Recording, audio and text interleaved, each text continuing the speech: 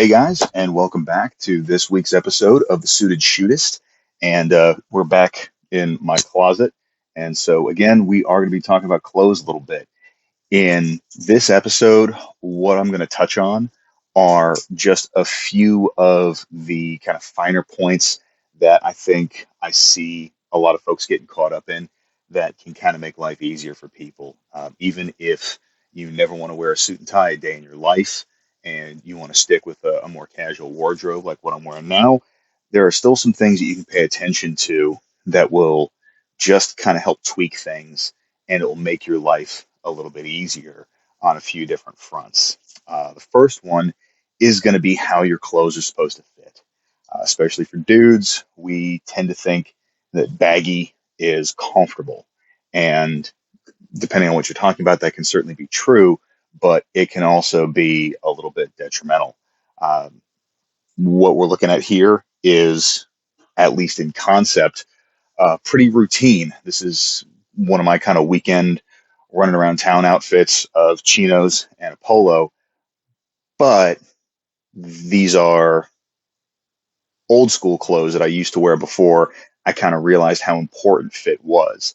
I mean, you can see there's at least some room in the golf shirt. The quarantine helped me put a little bit of weight on that I'm not too thrilled about, but that's besides the point. And there's quite a bit of material and room in the pants. So what I'm going to do is I'm going to show you this exact same getup that fits better. So hang tight real quick. So as you can see, exact same thing. Navy blue polo, tan pants. The only real difference is that there's less material here. I mean, this is not form fitting. It's not painted on. But in the same token, there's not a bunch of extra fabric flapping around. The sleeves fit closer to the arm. They fit a little bit higher up on the arm. And there's not a bunch of unnecessary fabric either in the pants or the shirt.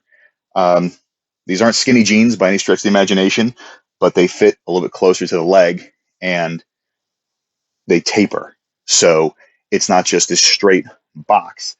And I'm not a small dude. I'm 6 foot right now, about 230 pounds. But I still buy slim fit pants for exactly that reason. It doesn't mean that they're going to be too tight if you buy the right size. It just means that they kind of slim down a little bit as they go towards the ankle. Now, yes, I'm doing the whole sockless loafer bit. If that's not your flavor, cool, fine. Especially in the Texas heat, it kind of helps to keep things cool. So I like the look, but this would work just as well with a pair of Chucks or something along that line. So making sure that clothes fit properly is really important. And even in this getup, I can comfortably conceal my Glock 19, and there's still enough pocket space in the pants that I buy that my normal pepper spray and stuff like that work out just fine as well. So fit is really critical. I'm not going to touch too much on suits, but there is one thing that a lot of people need to hear. So give me one more second, and I'm going to show you one thing that has to do with the fit of suits specifically. So this is a Hugo Boss suit. Retail, for this one probably goes for between $800 to $1,200. I got it on Poshmark for like $75, which is awesome.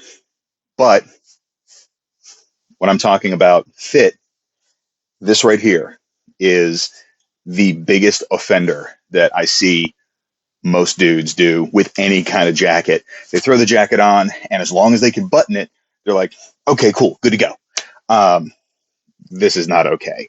I mean, that sleeve needs to be taken up easily 3/4 of an inch to maybe even a full inch, because you want there to be some shirt cuff visible. At no point should the sleeves of your jacket be touching your hand unless you're putting your hand through the sleeve.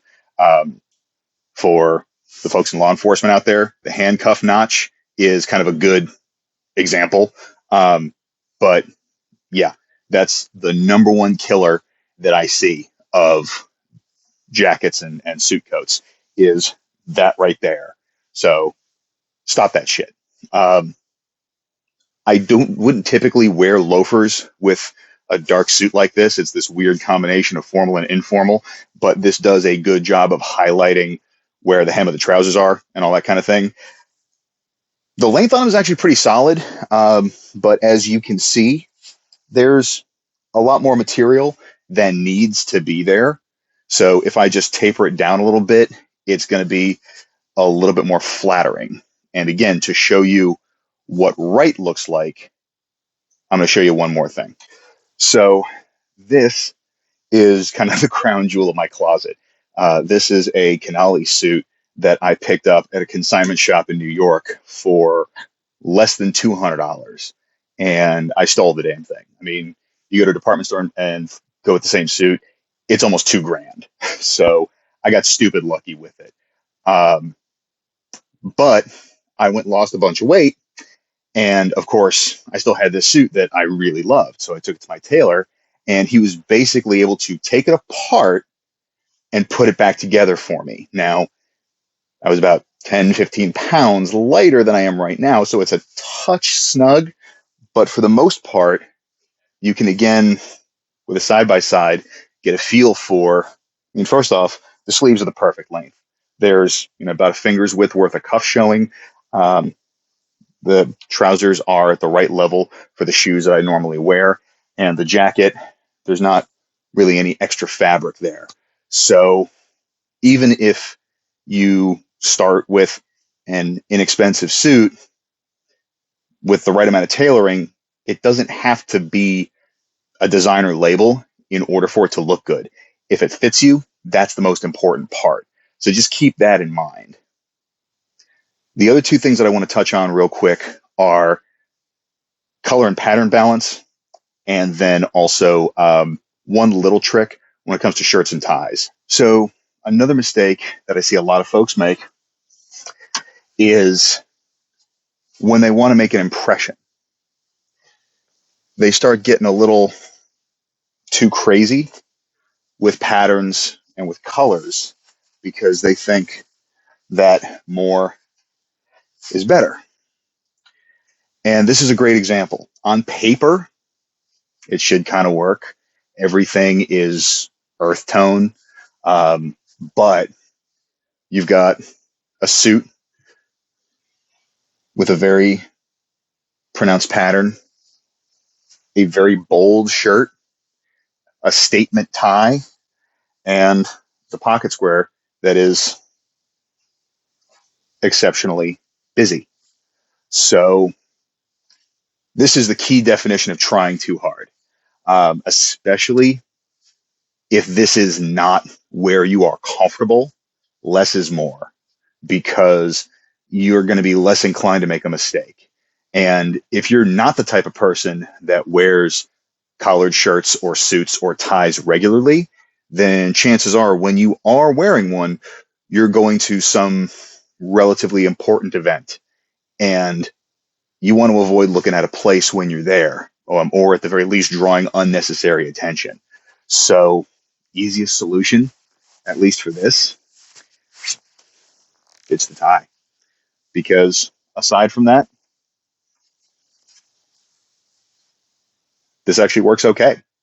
But as you saw from the other two suits that I was wearing as well, the suits themselves had some texture, some pattern to it. I just stuck with a plain light blue Oxford dress shirt, and that's it. Simple is always key. It's akin to the dude that shows up to a rifle class with all the high-speed bullshit bolted on, but has no idea how to shoot, versus Paul Howe, who all his rifles got is a sling, a dot, and a light, and maybe not even the optics. From what I understand, he's been known to run iron sights just to prove a point. So this is the same thing. It all translates. Don't feel like you got to slap a bunch of fancy crap on there just to kind of flex an ability set that you may not have. The last thing is going to be tie width. This is where a lot of folks get caught up. Not all shirt collars have the same angle. you want to make sure that the knot that you tie fills that space. You don't want to have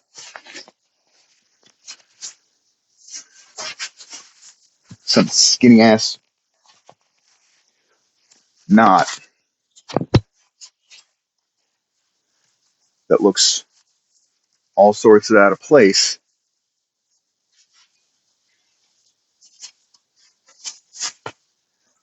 and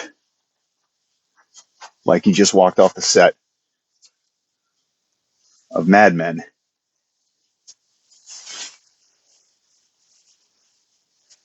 As an extra. But you see how that doesn't work? So just make sure that the knot that you tie fills out the collar. That's it. So hopefully you found this useful. Drop your comments down below. If you haven't already, subscribe to the channel and give me a like and a follow over on Facebook and Instagram. If you're watching this on YouTube, if you're watching this on Instagram, go check me out on Facebook and on YouTube. Hope everybody's staying safe. Have a great week, and I'll catch you next time.